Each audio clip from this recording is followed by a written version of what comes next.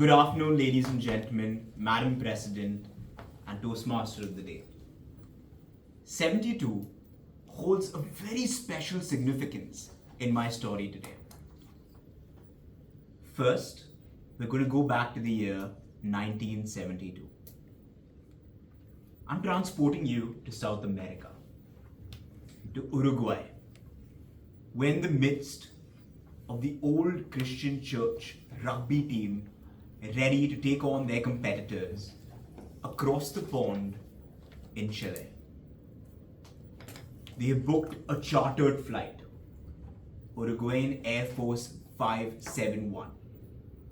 40 aboard, 14 athletes and their posse of family, friends and supporters, excited to take on the competition. They take off on the 12th of October in great spirits. Unfortunately, there's some turbulence. The pilot takes the wise call of stopping at Montezo in Argentina so that they can take off the next day on the 13th when the skies are clearer. And that's what they do. Take off on the 17th or 13th of October rather.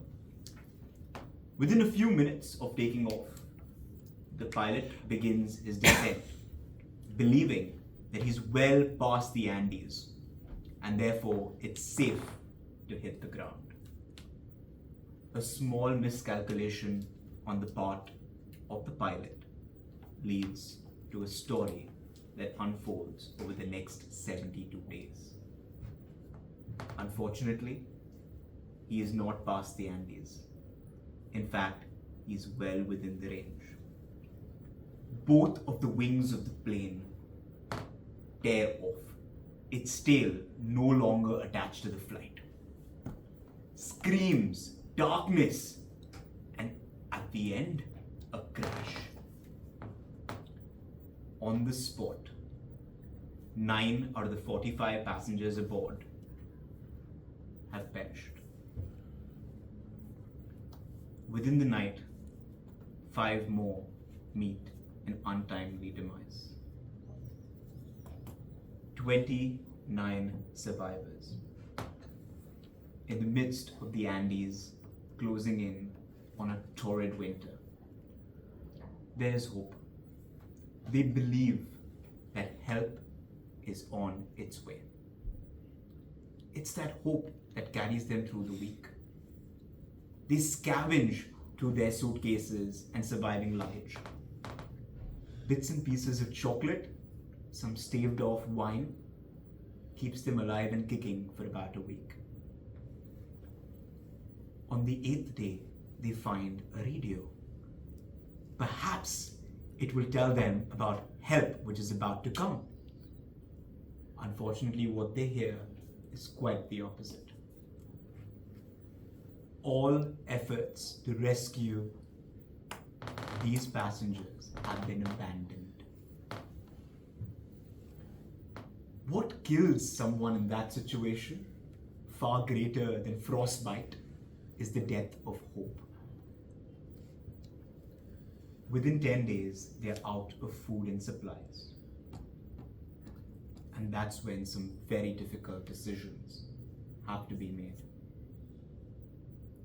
Keneso, one of the rugby players aboard, makes the very, very, very difficult choice of deciding to eat the remains of some of his dead compatriots. It's for survival after all. Many years down the line, when he was asked as to what brought him to making that perilous decision, he said, "I have seen mothers grieve for their children, for their lost sons and daughters. That grief I did not want to bestow on my mother. And therefore, it just seemed right to do what I had to survive." In the next couple of weeks, things get worse. 2 avalanches back to back. All these passengers packed into the fuselage of the barely surviving wreck. 3 days under snow and ice. More perish. we are down to the last 19 survivors. 3 out of the 19, Keneso, Pedro, and Antonio, decide that enough is enough. No one is coming to help them, and they must help themselves. They take on the challenge of wading through the mountain ranges to find help. 3 days into their trek, Antonio decides to head back so that they can conserve the supplies for the remaining 2. 7 days later, they identify a vagabond on horseback. The first sign of human life outside of that wreck. They aren't overjoyed. They are relieved.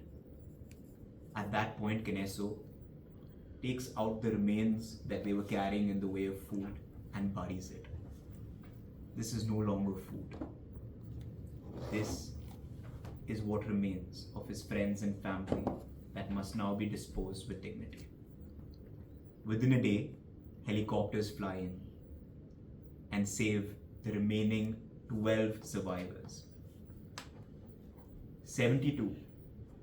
Those are the number of days this football team or rugby team and their supporters had to survive in the torrid condition of the Andes.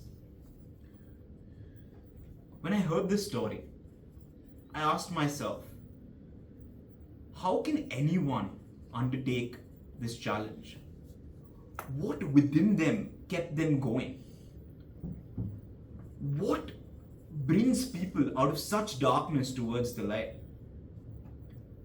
And I keep going back to Keneso's answer of why he ate human remains for the first time.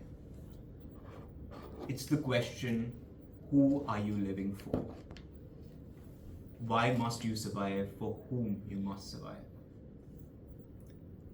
I suppose in a dark day, against a challenging obstacle, that's the question we must all ask ourselves.